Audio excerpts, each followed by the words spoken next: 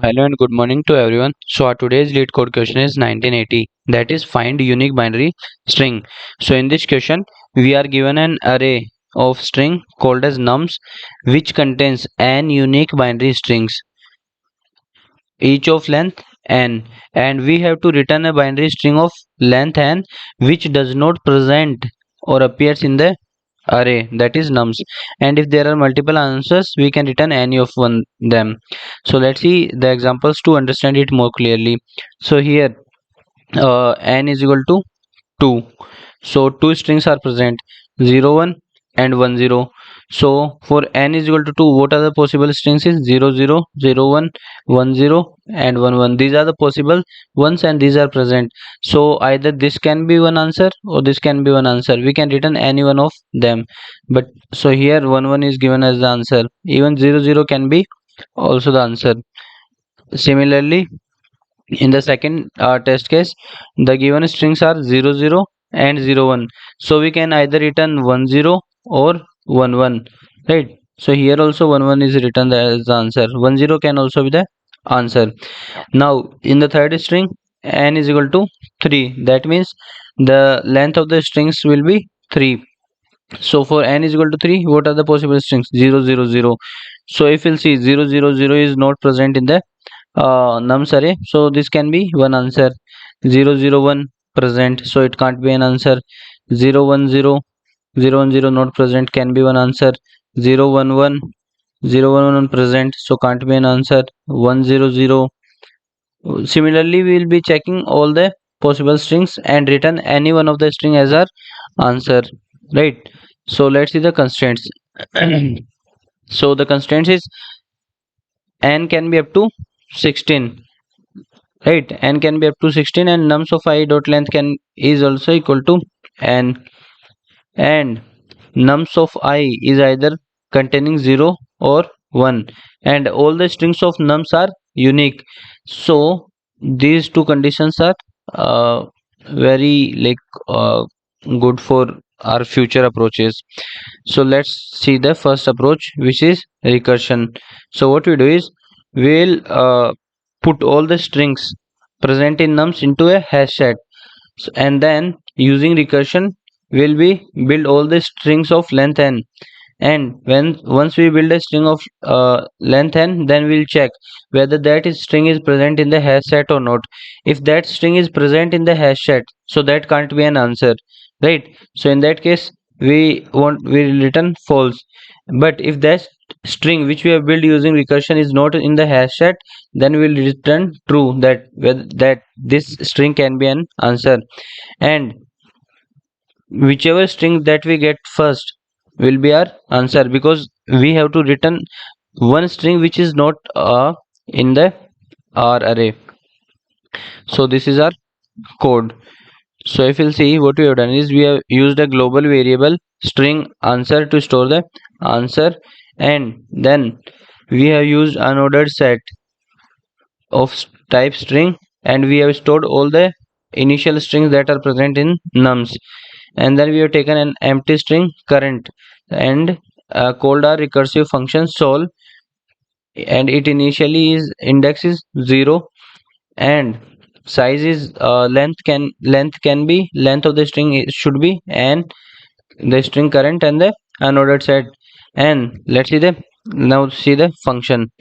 So in the function, our base case is or base condition is that if index is equal to n, that means we get a current string of size n, right? So if we after the first condition we check whether this current string is present in the unordered set or not. If it is not present, then our answer will be current and we return true. Else if it is present in the set, then we return false, right? So this is our base case. So if this case doesn't satisfied, then what we do is we will append a 0 at the end of our current string. So suppose currently our string is 0 1, current string is 0 1. So what are the two possible cases that we can do? We will be either make 0 1 0 or 0 1 1. So this first one is checking the case 0 1 0. So we appended a 0 and then again call the function. So if the function returns true, then we'll be returning true from here also, right? And if the function do not return true, then we have to move ahead to the next step and remove this 0, that is backtrack. So we remove this 0 and then we append 1, that is we are checking this case, that is 0 1 1. Again we do the same thing, that is call the function, and if the function returns true, that means if the function returns true, that means this string is not present in our set, right? So we return true, and even this is also again for backtracking, and if both the statements do not return true, then we will be returning false, right? So if we'll see the time complexity, so time taken to build one string is big of n, because the length of the string is n, so we will be calling function n times. And what are the total possible strings of such type? So 2 की power n, so total complexity is n into 2 की power n, right? So though the solution is feasible, but it is a slow solution. So what if, so the next approach is using a queue without recursion. Like in the approach one we have used recursion, but in second approach we won't be using recursion, we'll be solving it iteratively. So what we do is we'll be taking a queue and push string as 0 and 1 in the queue, and then what we do is we'll use a while loop, and until the queue is not empty, what we'll do is we'll pop a string from the queue and check if it is size is n. If the string size is n, then we check whether it is present in the set or not. So if it is not present in the set, then we return that as answer, and if it is present in the set, then we won't be doing anything. But if size is not equal to n, means if size is less than n, then what we do is we'll append 0 and append 1 to the string, right? So before going to the code, let's dry run it. So suppose initially our queue has string 0 and string 1, then we have taken, and n is equal to 3, right? So we have taken 0, so this we check whether the size is equal to n. No, the size is not equal to n. So what we do is we'll add 0 to it and 0 1 to it. So now our queue has these three elements. Then we taken 1, so again the size of 1 is not equal to n, so again we take remove this one and append 1 0 and 1 1. So now our string has queue has 0 0 0 1 1 0 and 1 1. Again we do the same thing, pop the front element, that is 0. So from 0 0 we'll be getting 0 0 0 and 0 0 1 in the queue. From 0 1 we'll be getting 0 1 0 and 0 1 1. From 1 0 we'll be getting 1 0 1, sorry 1 0 0 and 1 0 1. From triple one, sorry double one, we'll be getting 1 1 0 and triple one, right? And then see, we get all the lengths of n is equal to 3. Then we pop those one by one, right? And check their size is equal to 3. Then we check whether they are present in the our unordered set or not. If they are not present, then we'll be returning that as answer. Else what we do is, else we continue, means else we miss these steps, we won't be appending further. Continue will again go to the start of the loop, again choose the first element from the queue, and then again check. So at least we will get one string which is not present in the uh, set, then we'll return that as answer. So in the code also we are doing the same thing. Initially initially we have pushed string 0 and 1 in the queue, and then until our queue doesn't become empty, what we do is we'll take the front element from the queue and check if the size is equal to n. If the size is equal to n, then we check whether it is present in the hash map, hash set. If it is not present, then we return that string. If it is present, then again we go to the starting of the loop using continue. But if the size is less than n, then what we do is we check all the possibilities, that is append 0 and append 1 to the answer, and again push in the queue. So the time complexity of this approach is also similar to the recursion, that is n into 2 to the power n. So the final approach, which is the best approach to solve this question, is Cantor's diagonal trick, right? So what is the idea for this approach? So the idea is like, what we do is we'll construct a new string answer such that answer of I, that ith index of answer is opposite to nums of I and I. That means, see, here what we are given is, we are given that nums size is n, and it has n unique strings, and total possible strings are 2 to the power n, and as we know 2 to the power n is greater than n. That means at least one string should be missing there, right?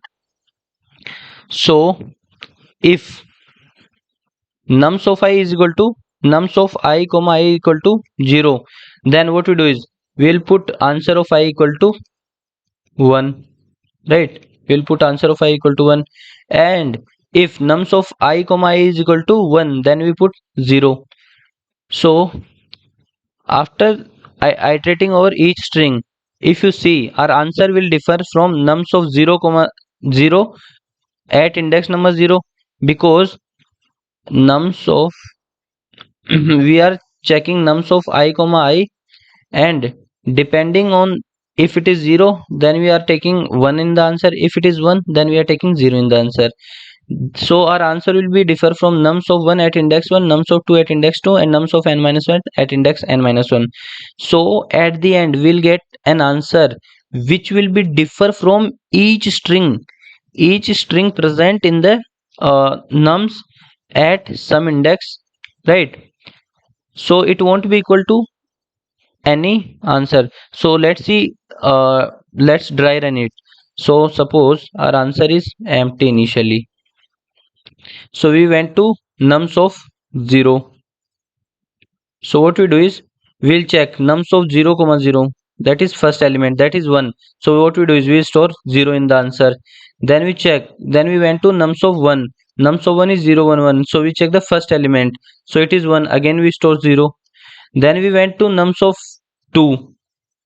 2, then we check second position of nums of 2, that is again 1, so we'll take 0. So our answer is 000.